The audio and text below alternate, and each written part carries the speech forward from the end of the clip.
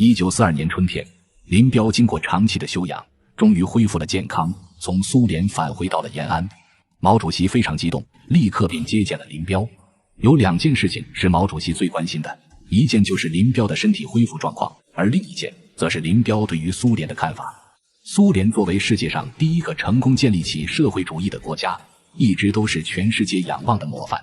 毛主席希望能够从苏联学到一些先进的经验，将来也能够更方便地开展革命。不过林彪却说出了一番惊世骇俗的观点。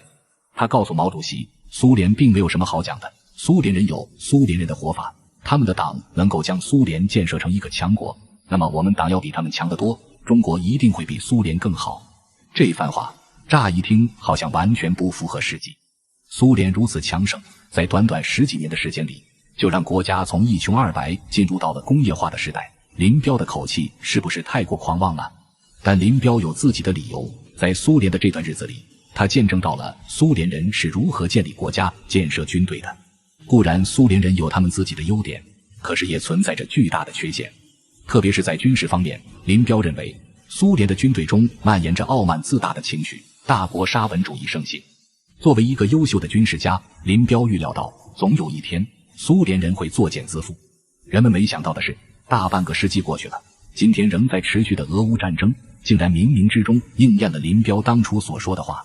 继承了苏联遗产的俄罗斯现在真的在战场上泥足深陷。最开始人们都以为凭俄罗斯的实力，乌克兰不会有丝毫的还手之力。然而现在双方进入了一种焦灼的状态，虽然胜负未定，可对于俄罗斯来说，他们已经付出了巨大的消耗，不能在战场上取得预期的成果，某种程度上就是一种失败。而且长久的拉锯战对于俄罗斯的国际声誉也造成了巨大的影响。战争望不到尽头，可想而知，再拖下去，最吃亏的依旧是俄罗斯。俄罗斯在这次战斗中表现得极其不专业，因此令人失望。前期没有做好充分的战斗准备，战争打响之后，各个军队都在不断的掉链子，前方的指挥、后方的援助都不能及时到位，士兵缺乏凝聚力，统帅也各怀鬼胎。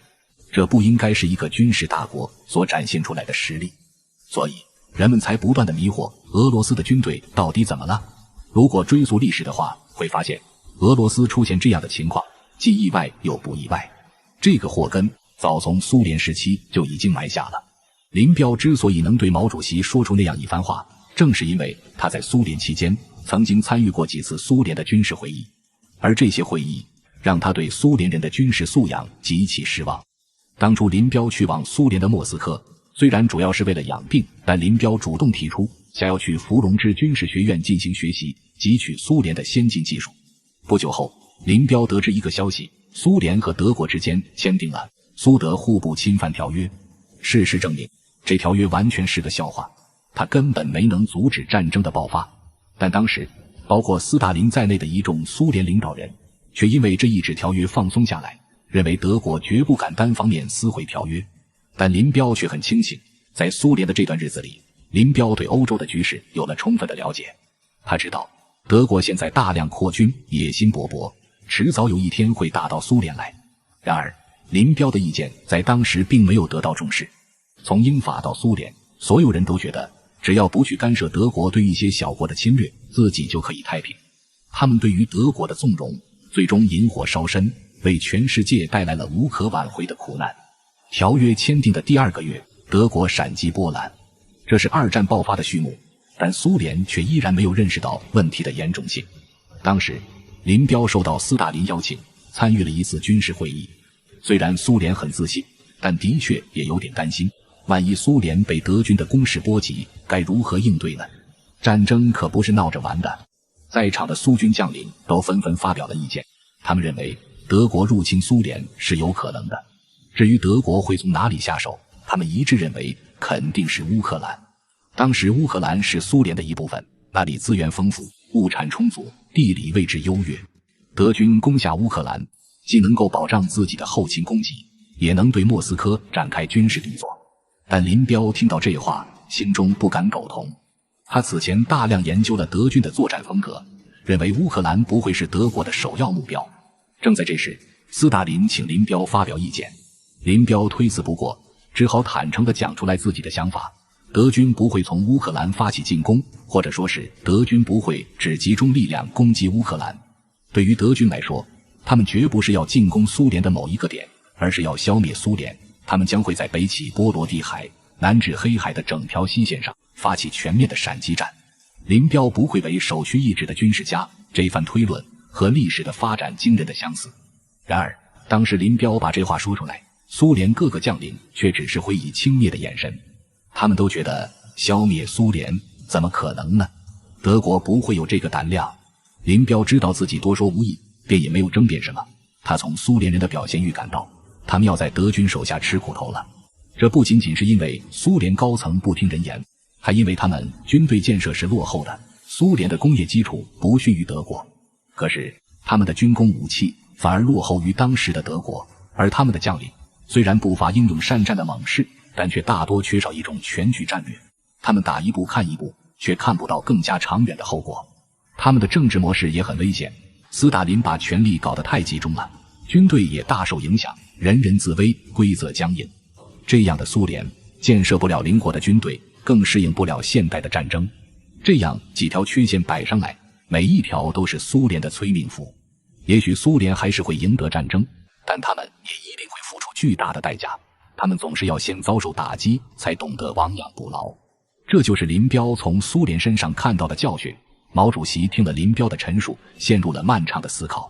而多年之后，毛主席确认了一点，那就是林彪当年指出的有关苏联的问题是完全正确的。1959年，毛主席语重心长地对赫鲁晓夫说了一句话：不要轻信美国，否则会大祸临头。赫鲁晓夫作为当时苏联的政治家，本应该具有超前于时代的眼光，可是在对外的交往上，毛主席却认为赫鲁晓夫过分天真和傲慢了。最致命的就是赫鲁晓夫居然异想天开，认为能够和美国和平交流，这无异于是在把苏联往火坑里推。1959年的赫鲁晓夫做了2件大事，一是出访美国，二是出访中国。在出访美国的时候，赫鲁晓夫受到了热情的接待，美国人的称赞让赫鲁晓夫不由得飘飘然起来，认为苏联和美国多年僵持的关系要在自己手中终结。赫鲁晓夫甚至还美滋滋地想，如果苏联和美国之间真的能够达成合作，那么世界上不会再有任何国家是他们的对手。这个想法简直有些离奇。毛主席得知赫鲁晓夫访问美国的一系列动作之后，很为苏联的未来感到担忧。毛主席和美国人打过交道，他深知美国人素来喜欢花言巧语，向敌人发射糖衣炮弹，当面一套，背后一套。多少国家就是陷入了美国的甜言蜜语里，最后被美国闹得政局动荡，经济崩溃，最后国家覆灭。更不用说赫鲁晓夫的种种政策对美国未免太过讨好了。赫鲁晓夫以为自己这是用小小的让步来换取长久的和平，可是他这样做不仅仅是坑害了苏联，全世界社会主义的国家都会因此受到连累。赫鲁晓夫更是做了一件让毛主席无法容忍的事情，他把中国的台海问题摆出来，当作和美国人谈判的筹码。赫鲁晓夫假装好心的劝毛主席在台海问题上做出让步。毛主席忍耐了许久，但听到这个问题忍不住发火了，他当面质问赫鲁晓夫，那我们该怎么办？难道要像美国说的那样，宣布在台湾地区不使用武力，把这个问题变成国际问题？赫鲁晓夫被毛主席这么一问，不知道如何回答，脸色当场黑了下来。赫鲁晓夫这次出访最终不欢而散，但毛主席知道事情远没有结束，苏联在美国面前的退让最终必将引起国际局势的大动荡。在那个时候，毛主席就早已经快人一步，看出了美国对于社会主义国家的图谋。4个字：和平演变。美国这个对手太狡猾了，所以对于美国一味的让步是绝对不够的。毛主席还说过一段很著名的话：美帝国主义者很傲慢，凡是可以不讲理的地方就一定不讲理，要是讲一点理的话，那也是被逼不得已了。可这些话，毛主席无数次的去劝告苏联的领导人，却始终没有人相信。美国的和平演变政策在苏联大获成功，强大的苏联终于在90年代迎来了解体。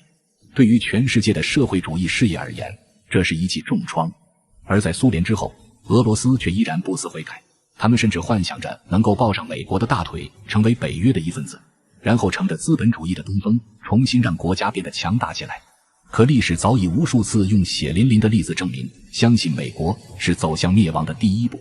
相比于前几任领导人，也许普京表现的已经不算太差。在美国那里碰了一鼻子灰之后，普京终于懂得了放弃幻想。但那并不意味着俄罗斯能彻底的清醒过来，苏联留给这个国家的伤痕实在太重。直到俄乌战争开始之前，俄罗斯国内依然存在着不少被美国洗脑的势力，他们天真的相信美国是世界的灯塔，相信只要追随着美国的路线，就能够过上美好的生活。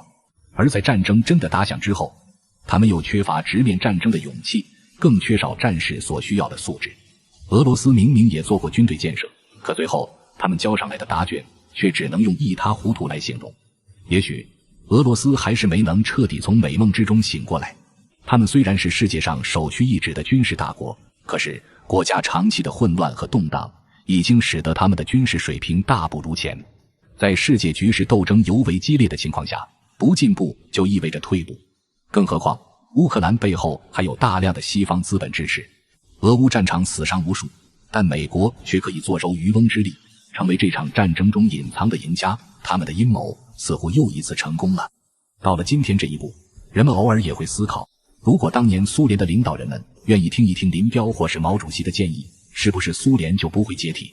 亦或是今天的俄罗斯能不能换来相对好一些的结局？但历史是残酷的，永远没有第二种可能性。苏联最终用整个国家的命运为全世界的人们敲响了警钟，美帝国主义依然存在，这就意味着人们永远不能够放松警惕。作为一个大国，俄罗斯注定要在国际环境中面对重重磨难。要应对这些挑战，俄罗斯就必须使自身强大起来。凭着一个苏联时期留下的空壳子是支撑不了多久的。俄乌战争之后，俄罗斯势必要面临更凶猛的国际危机，本就摇摇欲坠的政坛可能迎来新一轮的大洗牌。到那个时候，俄罗斯该往何处去？这又是一个人们无可预估的问题。